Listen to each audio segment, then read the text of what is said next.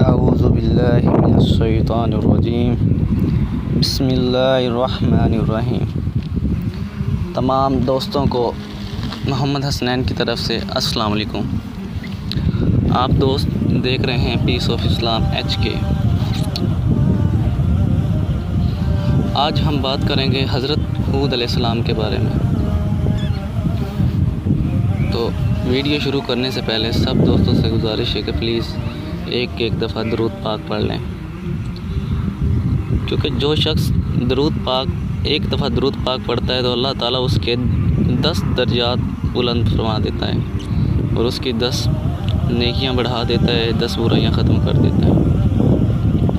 تو انشاءاللہ آج کی ویڈیو آپ کو اچھی لگے گی۔ آج ہم بات کریں گے حضرت ہود علیہ السلام کے بارے میں کہ حضرت ہود علیہ السلام کون تھے۔ حضرت ہود علیہ السلام قوم عاد سے تعلق رکھتے تھے۔ آپ علیہ السلام عاد ہی کے شریف اور نیک گھرانے میں پیدا ہوئے۔ حضرت ہود علیہ السلام کی طرف سے قوم عاد کو سچائی کا راستہ دکھانے کے لیے بھیجے گئے تھے۔ عاد کی قوم گمراہی میں مبتلا تھی۔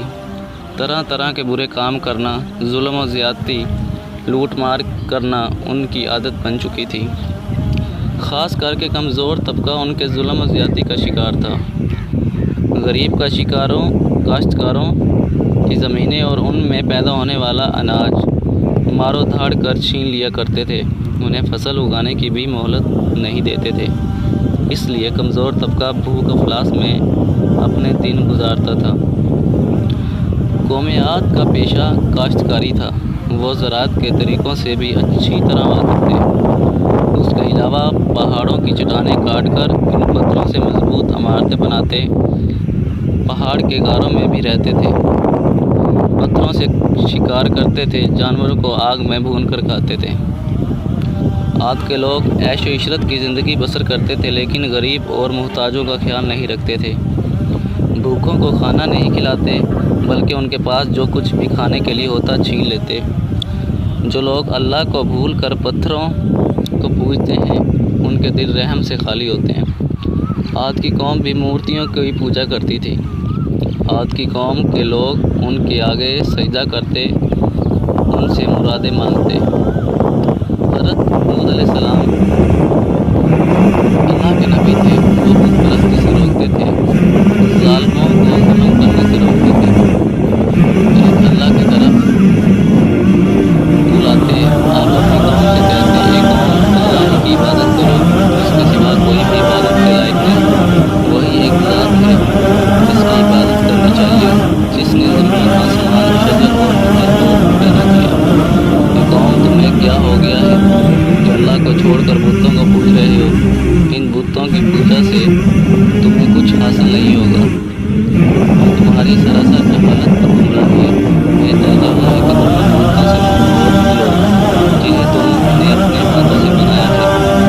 حضرت ہود علیہ السلام نے اپنی قوم کو نصیحت کرتے ہوئے کہا، اللہ تعالیٰ نے تمہیں اور ساری کائنات کو پیدا کیا، زمین میں رزق کا سامان پیدا کیا، تم کھیتی باڑی کرتے ہو، تم زمین سے زیادہ فصل حاصل کرتے ہو، اس کے باوجود تم بتوں کا اناج چھینتے ہو۔ بلکہ تمہیں تو چاہیے تاکہ اپنے اناج میں سے محتاجوں اور غریبوں کا حصہ نکالتے، ان کو کھانا کھلاتے تاکہ وہ بھی تمہاری طرح زندہ رہ سکیں، لیکن تم ایسا نہیں کرتے۔ جو کچھ اللہ نے تمہیں دیا ہے اس کا شکر بجا لاؤ۔ اس کا طریقہ یہ ہے کہ جن کے پاس اناج نہیں ہے تم انہیں کھانے پینے کا سامان دو۔ اگر تم ایسا نہیں کرتے تو یہ تمہاری بدبختی کی علامت ہے۔ حضرت ہود علیہ السلام کی نسل ہوتے ہوئے مقرر وقت پر پھر ہم سے کیا چاہتے ہو؟ ہم جو کچھ کرتے ہیں وفادار کیوں کرتے ہو؟ بدلے تم اپنی محنت سے اناج پیدا کرتے ہو، ہم غریبوں کے بھوک مارے۔ تمہارے پاس جتنا اناج ہوگا ہم طاقتور کہلائیں گے۔ ہم وہی کرتے ہیں جو ہمارے باپ دادا کیا کرتے تھے۔ حضرت ہود علیہ السلام کہتے ہیں، مجھے اللہ نے نبی بنا کر بھیجا ہے تاکہ تم کو اچھی باتیں بتاؤں، بری باتوں سے آگاہ کروں اور برے کاموں کو روکوں۔ اگر تم صحیح راستہ پر نہیں چلو گے تو اللہ کے عذاب سے نہیں بچ سکتے۔ حضرت ہود علیہ السلام بار بار اپنی قوم کو نصیحت کرتے رہے۔ ایک مرتبہ پھر آپ نے انہی باتوں کو دہرایا۔ بات مان لو، میں تمہارا بھلا چاہتا ہوں، جو کچھ میں کہتا ہوں اسی میں تمہاری بھلائی ہے۔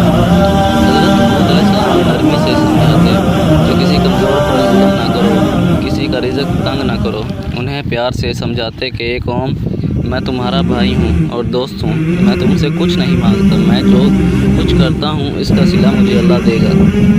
قوم کا شبہ دور کرتے ہوئے کہتے اے قوم، کیا تم یہ سمجھ رہے ہو کہ مستقبل تم ایمان لاؤ گے تو تمہاری کھیتی باڑی برباد ہو جائے گی اور تمہارا عیش و عشرت میں خلل پڑے گا؟ ایسا کبھی نہ سوچو، اگر تم بتوں کو پوجا چھوڑ دو اور مجھ پر ایمان لاؤ تو اللہ تعالیٰ تمہارے مال اور اولاد میں برکت دے گا، تمہیں قوت عطا کرے گا۔ آپ علیہ السلام نے اگلے زمانے کی باتیں یاد دلاتے ہوئے کہا اے قوم، کیا اللہ نے گمراہوں کو ہدایت دینے کے لیے حضرت نوح علیہ السلام کو نبی بنا کر نہیں بھیجا تھا؟ اس قوم نے اللہ کی باتوں کا انکار کیا تو کس طرح اللہ کے عذاب میں منہ ٹکرا تھا۔ پھر تم میرے نبی ہونے کا کیوں انکار کرتے ہو؟ آپ علیہ السلام نے بتوں کے بارے میں فرمایا، یہ بت جسے تم اپنا معبود سمجھتے ہو، یہ نہ کسی کے ساتھ بھلائی کر سکتے ہیں نہ یہ تمہیں نقصان پہنچا سکتے، بلکہ تم خود اپنا نقصان کر رہے ہو۔ آپ علیہ السلام نے انہیں آگاہ کرتے ہوئے کہا اے قوم، تمہارے جھوٹے معبودوں پر نہ میں مان گا نہ ان سے ڈروں گا، میرا بھروسہ اللہ پر ہے جو تمہارا اور میرا پروردگار ہے، جس نے پورے جہان کو پیدا کیا، ہر چیز کو پیدا کیا، یہ جن پری، آسمان، زمین، سمندر، پہاڑ، دریا بنائے۔ قوم عاد کے لوگ برابر نصیحتیں سنتے لیکن کوئی توجہ نہیں دیتے، ایک کان سے سنتے تو دوسرے کان سے اڑا دیتے۔ ایک روز قوم عاد کے لوگوں نے حضرت حود علیہ السلام سے پوچھا کہ تم بار بار نبی ہونے کا دعویٰ کرتے ہو تو اس کی تمہارے پاس کیا دلیل ہے؟ ہمیں دلیل دکھاؤ، ہم دیکھنا اور سننا چاہتے ہیں، بغیر دلیل دیکھے ہم اپنے معبودوں کو نہیں چھوڑیں گے۔ اور یہ بھی بتاؤ کہ جس عذاب کی بات کر کے ہمیں ڈرا رہے ہو وہ عذاب کب آنے والا ہے؟ حضرت حود علیہ السلام نے جواب دیا کہ تم مجھ سے سوال کرتے ہو کہ عذاب کب آنے والا ہے، یہ تو اللہ ہی بہتر جانتا ہے، وہ تو صرف عذاب پہنچانے اور آنے والے عذاب سے خبردار کرنے والا ہے۔ ان تمام کوششوں کے باوجود گمراہ قوموں کا ہلاک کرنا اللہ کے غضب میں گوش مارا اور عذاب کے ساتھ پیدا ہونے لگے۔ بارش نہیں ہوئی، پانی کی بے حد قلت پڑ گئی، خشکی سے زمین چٹکنے لگی، قومیں سوکھنے لگی، کھیتوں میں آبپاشی کے لیے بھی پانی نہیں تھا، درخت پودوں کی ہریالی ماند پڑنے لگی، پھول مرجھانے لگے۔ لگتا تھا کہ آج تو پاکستان نہیں بلکہ ہر صورتحال چولستان ہے۔ بارش نہیں ہوئی اور وہاں پر پانی کی اتنی قلت ہو گئی ہے کہ جانور پانی سے پیاس سے مر رہے ہیں، وہاں کے لوگ بھی انہی کی بھی ایسی حالت ہے، اور ہمارے پورے پاکستان میں بھی بارشیں نہیں ہوئی اس سال۔ ہمیں چاہیے کہ ہم اللہ تعالیٰ سے استغفار کریں جتنی ہو سکے، کیونکہ ہم اسلام کے مطابق زندگی نہیں گزارے بلکہ ہر کام میں اللہ تعالیٰ کی نافرمانی کرتے ہیں، اسی کے خلاف جاتے ہیں۔ نافرمان لوگوں نے کہا کہ ہم اپنے گناہ نہیں بخشوائیں گے اور تمہیں رسول بھی نہیں مانیں گے۔ لوگ بارش کے لیے ہر وقت آسمان کی طرف دیکھتے رہے، شاید کہیں سے بادل آ جائیں اور بارش برسائے۔ ایک روز ایسا ہی ہوا، بادل کا ایک ٹکڑا نظر آ گیا، لوگ دیکھ کر خوش ہونے لگے کہ اب بارش ہوگی۔ حضرت حود علیہ السلام نے فرمایا جو تم دیکھ رہے ہو یہ برسنے والا بادل نہیں ہے، یہ بادل نہیں بلکہ عذاب کی علامت ہے، جس عذاب کی میں خبر دیتا تھا اس کا وقت آ پہنچا ہے، جو کچھ مجھے کہنا تھا وہ کہہ چکا۔ جو لوگ حضرت حود علیہ السلام پر ایمان لا چکے تھے ان کے بارے میں حضرت حود علیہ السلام سے اللہ نے فرمایا کہ جو لوگ ایمان لائے ان کو اپنے ساتھ لے کر کسی محفوظ مقام کی طرف چلے جاؤ۔ چنانچہ حضرت حود علیہ السلام ایمان والوں کو ساتھ لے کر نکل گئے۔ شہر میں اب کوئی ایماندار نہیں رہا۔ لوگوں نے دیکھا کہ آسمان پر بادل کے ٹکڑے تیر رہے ہیں، ہوائیں چلنی شروع ہوئی۔ ہوا میں اتنی تیزی تھی کہ پہلے نہ کسی کان نے سنا نہ کسی نے دیکھا تھا۔ دیکھتے ہی دیکھتے آندھی چلنے لگی، یہاں تک کہ اپنا ہاتھ بھی بجھائی نہیں دیتا تھا۔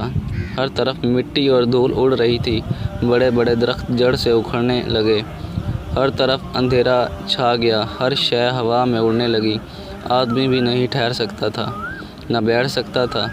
ہوا کے زور سے بڑی بڑی مضبوط عمارتیں بھی گر گئی، ہر طرف چیخ و پکار کی آوازیں ہواؤں کے شور میں دب کر رہ گئیں۔ قوم عاد کو اپنے مضبوط مکانوں پر بڑا ناز تھا، یہ تمام مکانات زمین بوس ہو گئے، زمین پر کچھ بھی نہیں بچا۔ یہ آندھی 8 دن اور 7 راتیں رہی۔ جب آندھی تھمی تو لاشوں کا پتہ بھی نہیں تھا۔ عاد کی قوم نے غرور تکبر کیا۔ جب آندھی تھمی تو لاشوں کا پتہ بھی نہیں چلا۔ عاد کی قوم نے غرور تکبر کیا، ایک اللہ کو چھوڑ کر بتوں کو ماننے لگے، ان ہی سے مرادیں مانگا کرتے تھے، نبی کی باتوں کا انکار کیا کرتے۔ جب عذاب کے دن قریب آنے لگے تو اللہ نے نیک لوگوں کو بچا لیا، گمراہوں کو عبرت ناک سزا ملی۔ عاد کی قوم کا صرف کتابوں میں ذکر پایا جاتا ہے۔ تباہ شدہ شہر کے کھنڈرات آج بھی درس عبرت دینے کے لیے زمین پر دیکھے جا سکتے ہیں۔ اگر آپ دوستوں کو آج کی ویڈیو اچھی لگی ہو تو پلیز لائک کر دیں، کیونکہ ہمیں یہی لائک بچتا ہے اور تو کچھ نہیں بچتا۔ اور اگر ہو سکے تو ہمارے چینل کو سبسکرائب